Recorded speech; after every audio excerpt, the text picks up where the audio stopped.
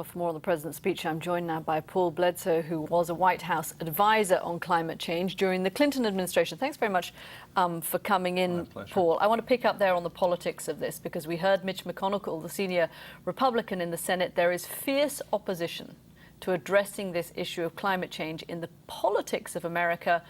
But the public is also not convinced they have to do anything about this. Well, I think the polling has been changing for the last 2 years. Superstorm Sandy, record droughts, wildfires. American people are starting to put together the connection between extreme weather and climate change. But there's a new Pew poll out saying that 4 in 10 Americans don't see this as a major threat. Yeah, but that means 6 in 10 do. And I think as the costs to the government, to industry, of extreme weather mount, that Americans are going to get behind this effort. I also think the president's calling the bluff of the Republicans a little bit here. They've been denying climate change science, which 99% of all scientists around the world agree with.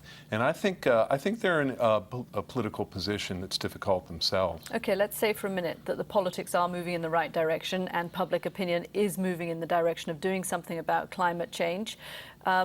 What you do about climate change is also complicated, because this is a jobs issue as well. It is, but I think that ultimately the costs to the economy are fairly small. Lord Stern's report showed that we're talking about maybe a 1% hit to GDP to fight climate change, but not doing something would be a 3% hit to GDP.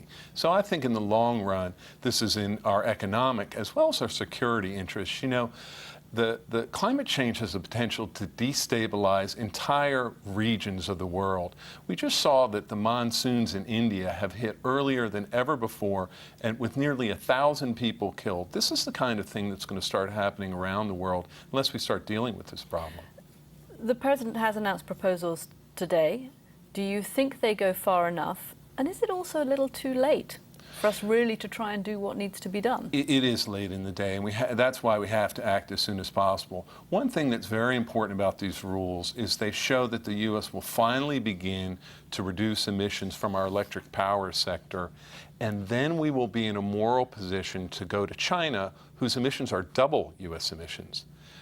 And almost triple EU emissions, India and other major emitters, and get them to begin reducing emissions as well. Because if the developing world doesn't do it as well, we're not going to get a handle on this problem. Okay, Paul Bledsoe, thank you very much for joining me. My pleasure.